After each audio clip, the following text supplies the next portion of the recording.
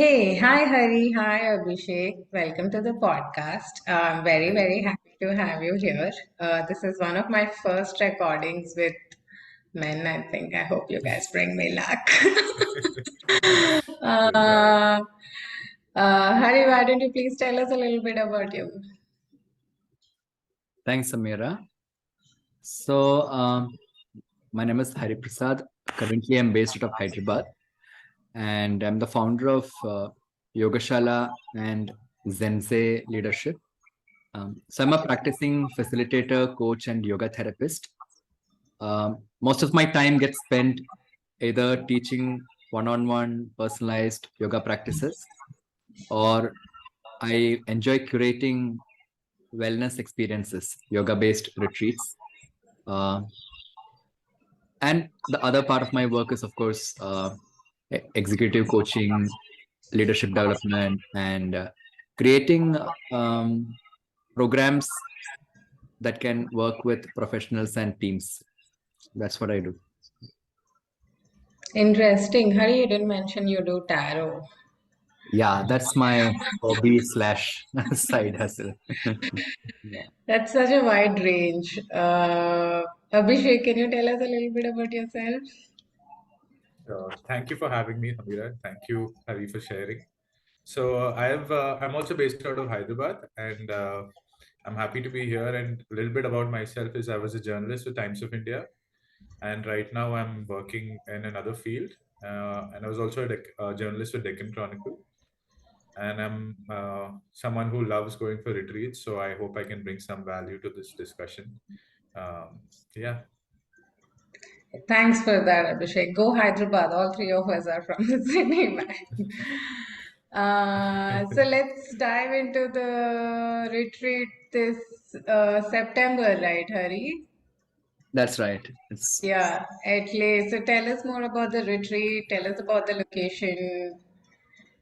yeah. So, this is the retreat is called the Leela retreat, and it's one of my experiments integrating yoga practices with um, theater, interactive theater, and Lego serious play, which is a method of working with oneself through Lego bricks. And Wow. I've done few workshops around this theme earlier, but this time around, I thought let me do a full-fledged retreat. And so this is happening in Ladakh, in the Leh village, at a beautiful heritage house called Nimu. It's a very antique conservation project, which is they undertook, and it was launched for the public in 2014. So when I first saw this place 1 year back, and I got very rave reviews about it from other yoga teachers who have curated programs here, as well as participants. And when I looked at the pictures, it did feel like really a great location for a contemplative unwinding for participants. And so, yeah, that is where the retreat is happening. It's from September 27 to October 3.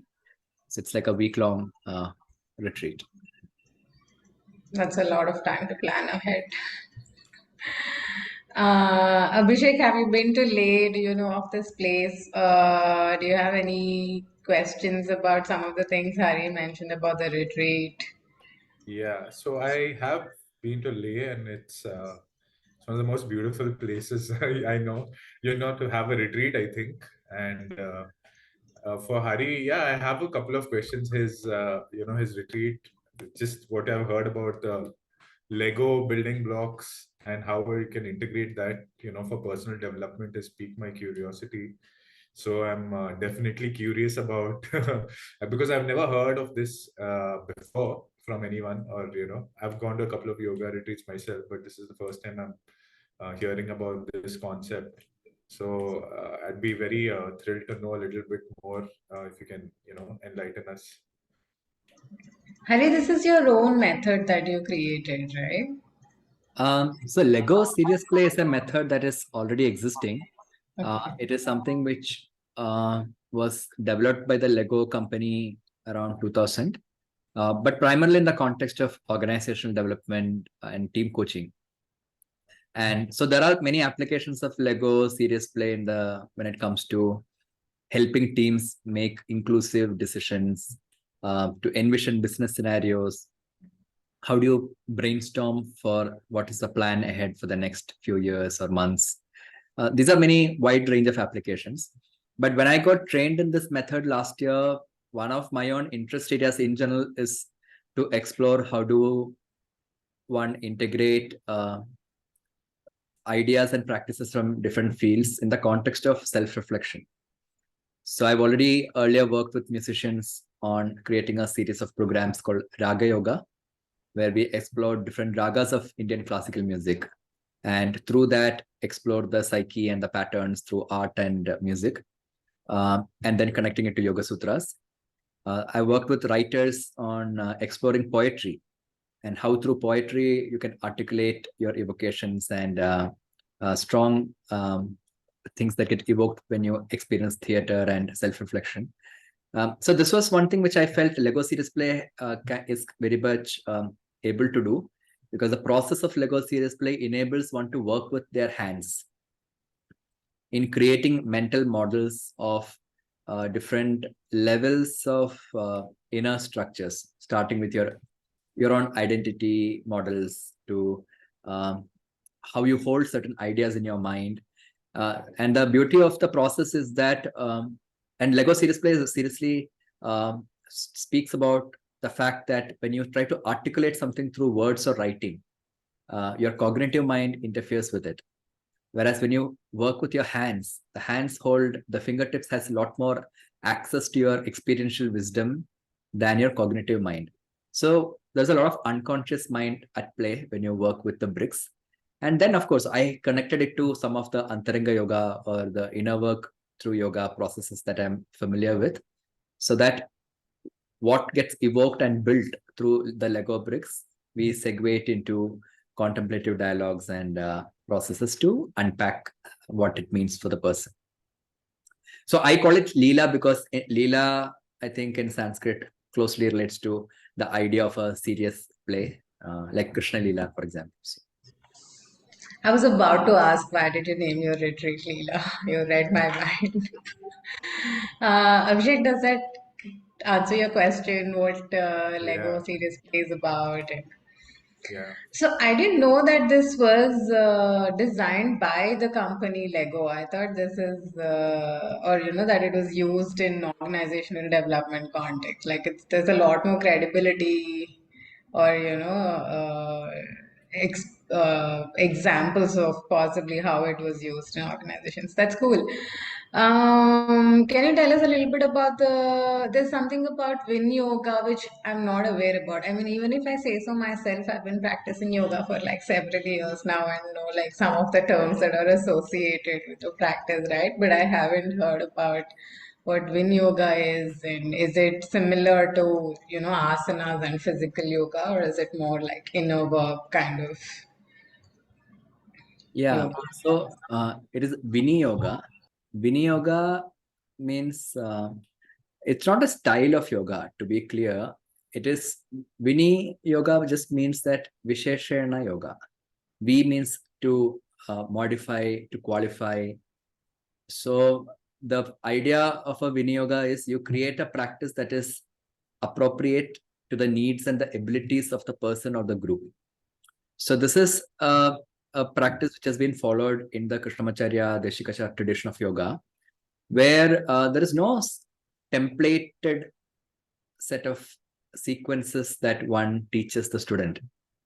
Like if you go to a tradition like Shivananda, that's how you know that, okay, you start with this posture, then this, then this, then this, there are 12 postures. Or if you go into Ashtanga Mysore tradition, you start with the primary series, then the secondary series, or whatever. There's a set sequence. But traditionally, yoga was taught by looking at who is receiving the practice.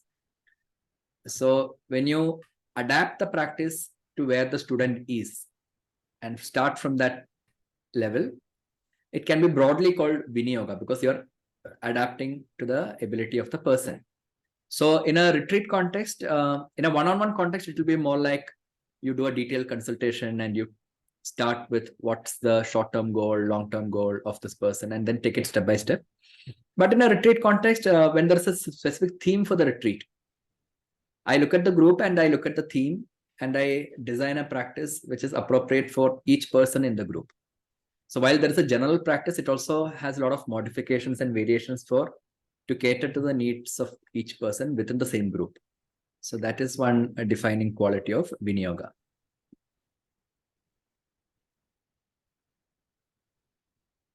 So it's more personalized. Correct. I was about to say, yeah. It's bespoke It, yoga. yeah, it's interesting, right? That, like Hari mentioned, on a one-on-one situation, I think it'd be easy to adapt it to one single person, but to adapt it to a group and then personalize it on an individual basis is really cool. Abhishek, have you done any yoga retreats or even outside a retreat? Is that something like a personalized yoga experience? Is that something you'd want to do? Yeah, I'd love to. It's definitely piqued my interest because it's personalized. So, it's going to be more concentrating on maybe like some parts of me, than another yoga retreat, which is more standardized, like Hari said. And yeah, I have done like I did a yoga retreat in Goa in 2020, which was a lot of fun. It was a 10-day yoga retreat in a off the grid property, so there was no power, no electricity, no distractions, no Wi-Fi. That was fun. Going back to nature, and then I did two retreats again around Bombay with a breatharian.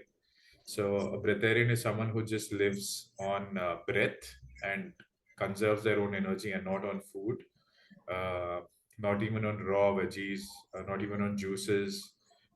So that was also a very unique experience where I had the privilege to live very closely and observe a completely different reality of existence. Especially when we are in Hyderabad and cities where we have Swiggy and Zomato and all these distractions on our fingertips. But that was unique, and I think retreats give us a break, like a reset that we need from time to time in a year. Because we're so jaded with the work we do. The kind of air we breathe. The kind of foods we have in the city, and just a retreat is like a good reset that our soul needs from time to time, especially when it's in a new place. You meet new people, you network, you meet some amazing beautiful human beings in a retreat, and then uh, you forge some amazing friendships that you take back. So it's not just the knowledge that you get, you meet beautiful people, you form these brilliant bonds that you go back after the retreat and they continue. So I've made some amazing friends in some of these retreats, and we still keep in touch. So it's I think like I would totally recommend that everyone should take a retreat once in a while, just to reset. I think like annually one retreat should be like Yeah, a civil rule that everybody yeah, should just go to a retreat once a year and like take care of themselves. You know what I mean? yeah, yeah. Uh, the thing you mentioned about making friends or connecting with people. So I have been to like a couple of retreats in Goa when I was living there.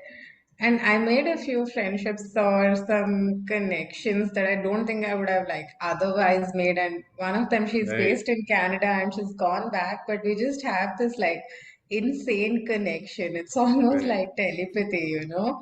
Wow. Yes, I really like that connection part of going on retreats. Also because it is not just fun travel, right? Of course, you connect when you're going on like vacations, but because you're doing inner work together or some kind of like self-care work together, there's like a deep bond that happens. Yeah, you're right about that. Hari, is there any kind of like bonding activity or like in the previous retreats that you've done? How do people connect with each other?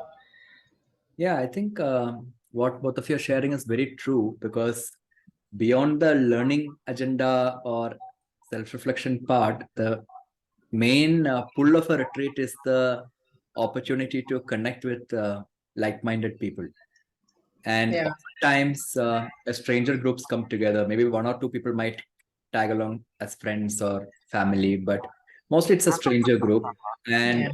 because each person is engaged in experiences which are so diverse, like usually my retreats will have a component of inner work.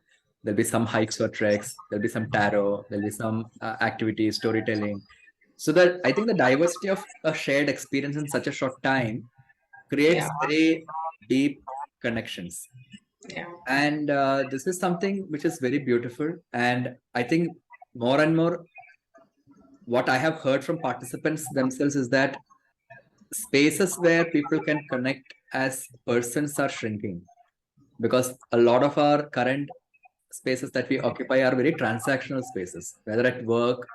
And so this is one space where there is no agenda of a transaction. And that kind of really helps people to experience something which is very refreshing and uh, nourishing. That's so Uh, true. I mean, sorry, yes, yes. yeah. No, go for it, Abhishek. No, I was just saying that's so true. You also like open up to people because there's this like-minded people who come together, and you're gonna stay in a place. You're out in nature. It's just everything, all that just comes together so beautifully, and it's like a perfect setting to, form these beautiful friendships with people. Apart from attending the retreat and the main purpose that you're there for. And I just wanted to say, like, one time in Goa, I met someone in a past life regression, like a talk at a retreat, yoga retreat, a 1 day, 2 day yoga retreat, and we've become like the best of friends for like last 18 years, right? So yeah, and like I know his family. We come, whenever we travel together to other parts. So you never know whom you meet. You meet a lot of people, and some just stay back with you. So that's definitely one of the more beautiful, points about going to a retreat somewhere.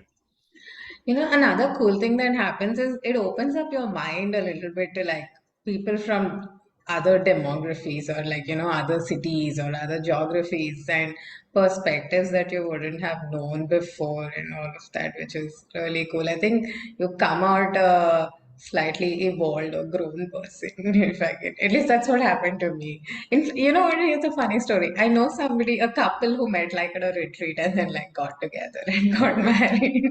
Wow, they got married. Here's a here's the thing for single people. Go on retreats and find somebody like-minded. It's hard What? dating on dating apps. Go to retreats and find somebody like-minded. Yeah, Yeah. I think that's good advice. At least you'll find someone like-minded. Yeah, like whether you end up together, that's not the point, right? You build connection, which Yeah, is more yeah. precious. Hari, I was really curious about the interactive play part that you mentioned in your brochure. Can you tell me a little bit about that? And so the interactive theater is mainly some of the theater games which form part of theater methodology called theater of the oppressed.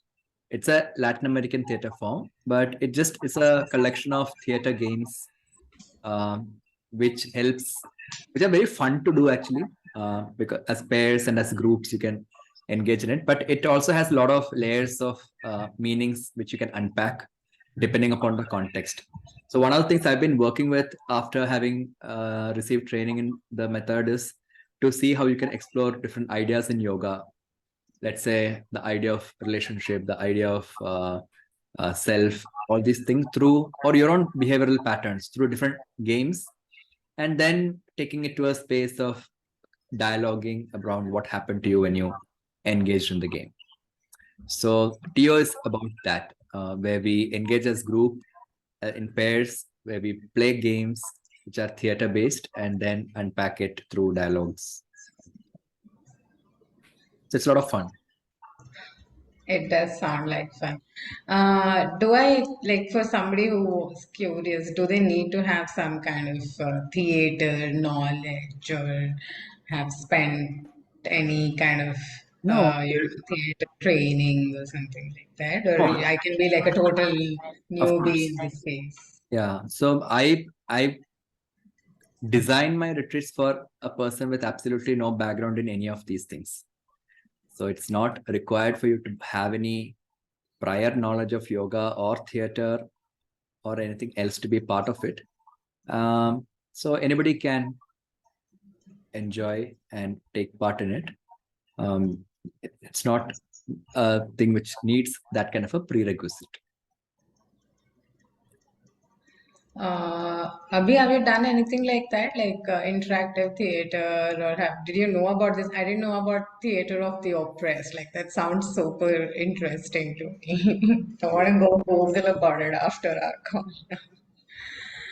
No, I haven't. I mean, the closest I have. Sorry.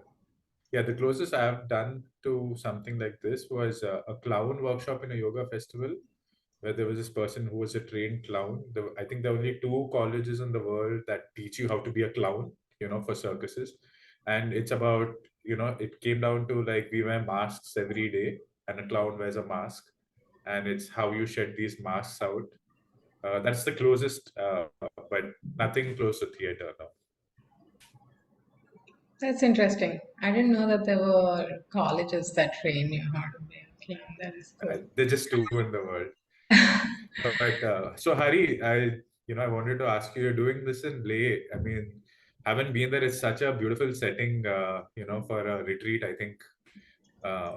So if you can tell us a little bit about why you chose Leh, Ladakh, this, idyllic setting out of the world in the Himalayas.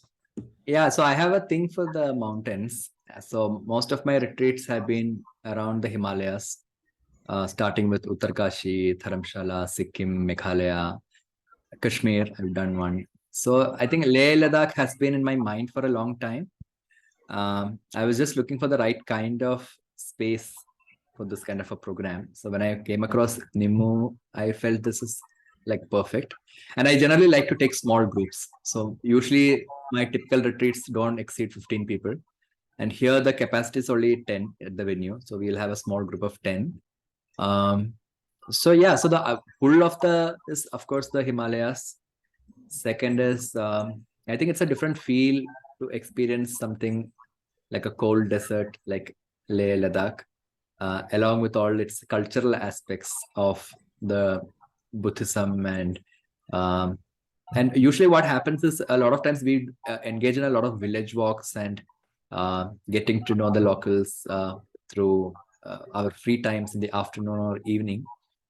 So each location has a different vibe and culture. So I think for me, it's also a way of learning about a part of my own land and heritage and see what's happening. And I think Ladakh at this point is also on a very big threshold, partly because of the influx of tourism and a lot of the climate change is having a direct impact on that ecosystem. So I think it's also a way for people to be aware firsthand of what's happening to these fragile spaces also. Yeah, that's true. You mentioned earlier that mountains. You're a mountain person, and you've done a lot of retreats in mountains. I've heard a lot of people say this mountains like slow you down. Also, like they're not very easy to like let's say drive through. You can't like zoom through on a ghat road or whatever. Like they slow you down and take you a little more inside as opposed to let's say you're just focused on the outside. That way I think it's mountains are a great place to just go for a retreat and reflect on the inner side. Since you mentioned there are going to be like some trek walks, you go meet people, the locals, and all of that. I also want to know: is it going to be like is the retreat going to be super scheduled? Is it going to be slightly flexible? Will people have some time for their own to chill a little bit? Because a lot of inner work can be, slightly emotionally heavy. You know what I mean? Yeah, so there is going to be a lot of self-time, but there's also a certain design because what I've realized is usually when people come for a retreat of this nature, partly people also come because there is a certain rhythm somebody has set, which is very refreshing. which you may not be able to follow on your own. So we Yeah. have a certain rhythm for each day where we start the day with a asana pranayama practice, have breakfast. Then we spend few hours in some theater-based workshop, which is self-reflective in nature. And post-lunch, it's relatively free. We have some short hikes and walks and sightseeing planned in the evenings. And then maybe an unwinding sharing session at the end. But in between time, usually what happens in my retreats is the group randomly decides that we'll do this or that, and then sometimes we do some tarot. So these are all things which don't have any structured time as such. We just see what's the energy of the group and we decide something to work with. So yeah, so it's a combination of partly structured, but mostly also so. Got it. Yeah. I think that's a nice balance. Like you said, people do come for the flow that the retreat leader designs, and something that you can't do on your own. So post the retreat, is there any kind of follow-up work for them to, stick to some of the things that they have discovered or learned during the retreat? Because a lot of people say when they go on retreats, or even happens with me as well, when I come back to my like regular life, I find it a little difficult to follow the practices and then eventually fall off the bandwagon. How do you sort of deal with that and stay on track with what you've learned at the retreat? One of the things most people miss after a retreat is that bonding, connection, and the time for sharing. So one thing I offer is a space for sharing, where we connect as a community once a month, kind of a thing. But it's completely an individual choice. I don't say that, oh, you are also signing up for that, or you have to be there for that. That is not there, but it's a space it can be used. Now, the other thing which usually happens is the retreat offers a set of practices which people can take back to their lives. So if something critical or important opened up, or there is something that person wants to work individually, not as a group. So usually there's always the option of continuing engagement through yoga sessions or coaching sessions. And a lot of people do take it up if they feel the need for it. So these are things which I share on the final day, that how you can take forward the practice. And of course, when we are in the same city, we meet up, catch up for conversations. All that also happens.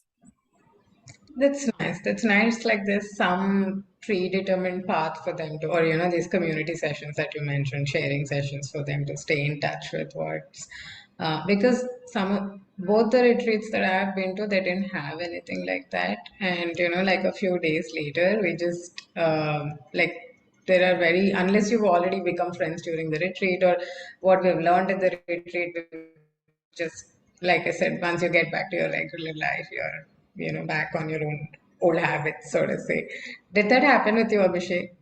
Uh, Yeah, I I mean, think, yeah. yeah, for sure. When you go back, back to your deadlines, back to the hustle bustle and the rat race, of course, you kind of forget. But like I said, you make some friendships. That's something you take back, and I'm happy to know that, Hari is offering, like a follow up space that people can, if they want to express themselves and be in touch.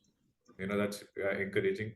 One or two retreats that I've been to, what they did is they made WhatsApp groups, for everyone who attended. So it's like a small community. I know a lot of that puts a lot of people off also, because everyone's like, oh my God, one more WhatsApp group to be part of, because there's so many, right? Yeah, You have a family, you have a friends, apartment, yeah, whatever. yeah, But I mean, still, you can be in touch with everyone, and now and then there's some ways that you can, relive and at least keep you on the path for some time after you come back from a retreat. yeah, So yeah, I mean, it's natural to go back into the grind, but these kind of tools help for sure. yeah. That sounds true. Uh, Going back to some of the things you mentioned earlier, Hari, about whether it's interactive theater or Lego series play, like you mentioned, these are all experiential activities, right? You're participating, you're with your hands, you're in, and that is a different experience than, let's say, reading or writing and all of that.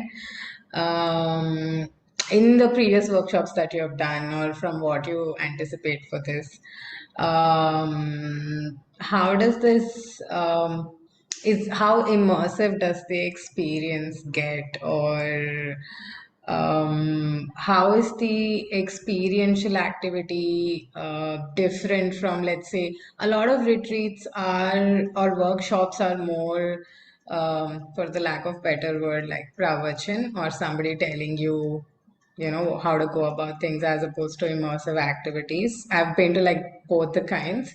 So how does this help over, the other alternative? So to be honest, I have not attended other retreats as such. I mostly organize them myself. And I organize the experience in a way in which I like to experience something. And I don't like too much of theory and gyan. So when I organize also, I organize with all these methods, theater or Lego serious play, are exploratory in nature. So I facilitate the space or curate the space, but the content and the learnings and the evocations are co-created by the participants and the whole group together, which makes it very personal and relevant for the group. While there's an underlying grammar to the program, but the actual energy and the content gets created by the group themselves. So that is something I enjoy doing. So so to answer your question, it's a very experiential, personalized, embodied experience for each person. And each person discovers what is relevant for them. It's not like a standard takeaway kind of a thing. There is nothing standard takeaway that I offer. Right. But depending upon how each person brings themselves into the space, they discover something new for themselves. Right. That's interesting. Abhishek, so how do you generally go look for a retreat? So even in this case, unless it's mostly through word of mouth, right? Like it's because I know Hari and it came to you, but like otherwise, how does somebody who's looking for something like this find a retreat? That's a good question. So basically, it's like you said, it's through reference that you come to know of someone organizing something, and word of mouth that you probably come to know, because there are no.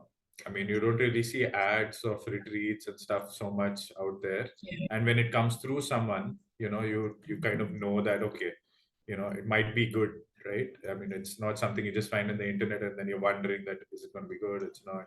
So when one thing is word of mouth references, that kind of builds more trust. You're more Yeah.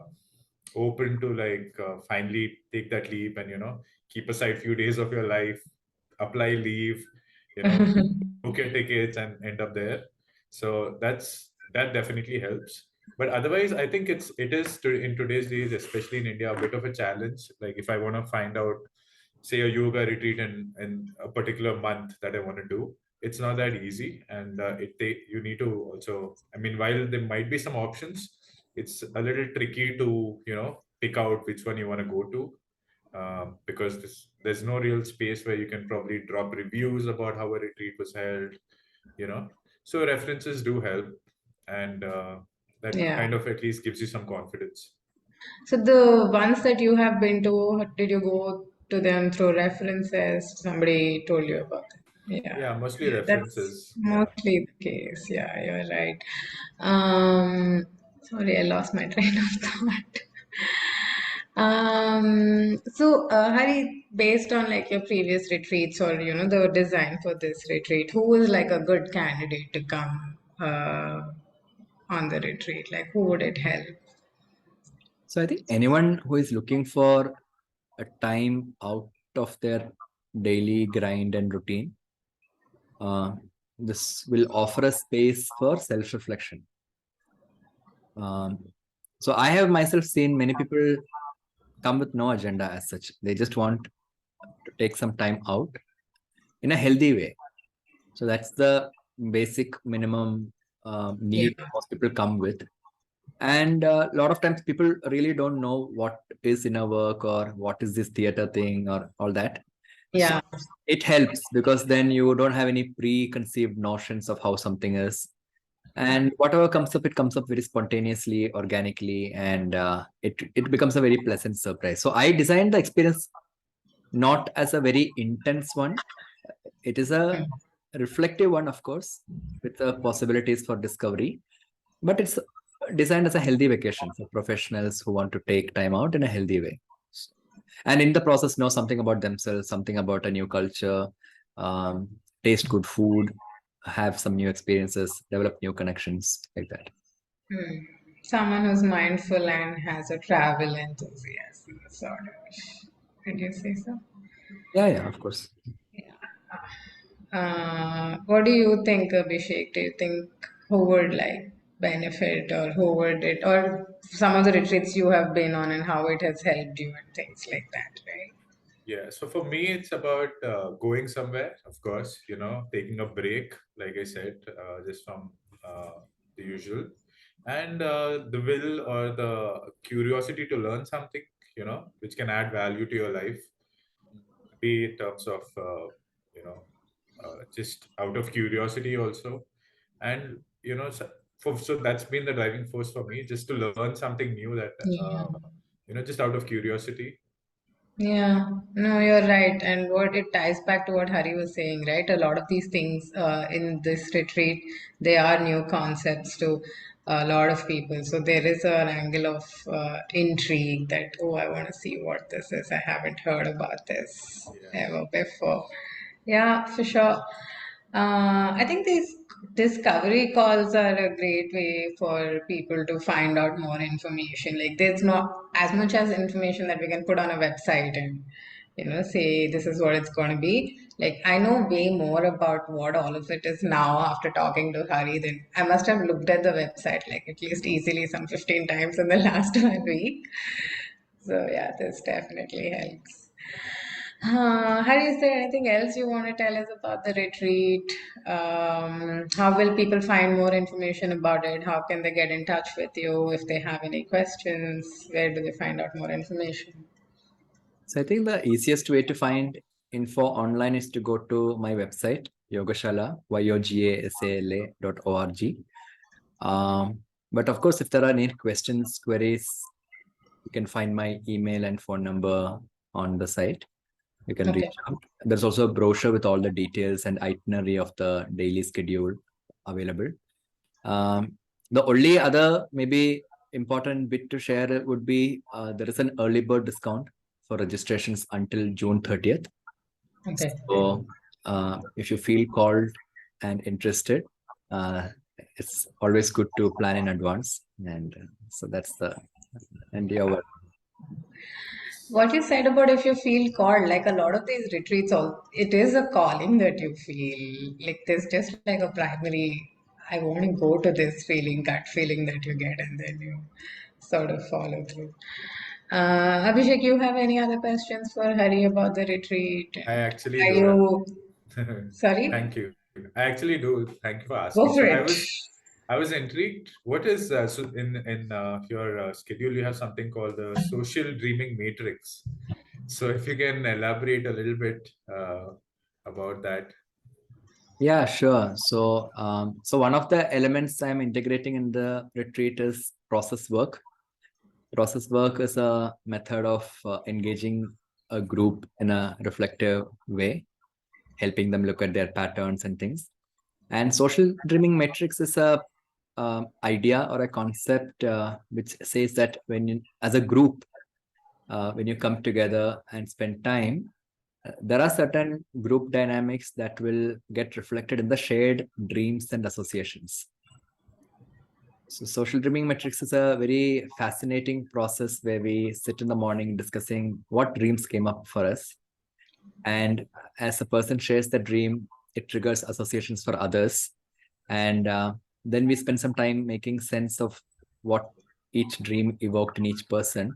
And that actually speaks a lot about what the group is struggling with or what they're aspiring in that space in that moment. And so it's a very nice way of unpacking a group dynamic through the dreams of the group. So It's very interesting. Yeah, it's very unique. Like I'm not even close to it. I've ever heard anything. What you said earlier, like suddenly you're very curious about, oh, what is So the this? best way to experience is to be part of the experience. So you can Yeah, Yeah. for sure. Abhishek, are you a convert? Are you planning to go to the retreat now?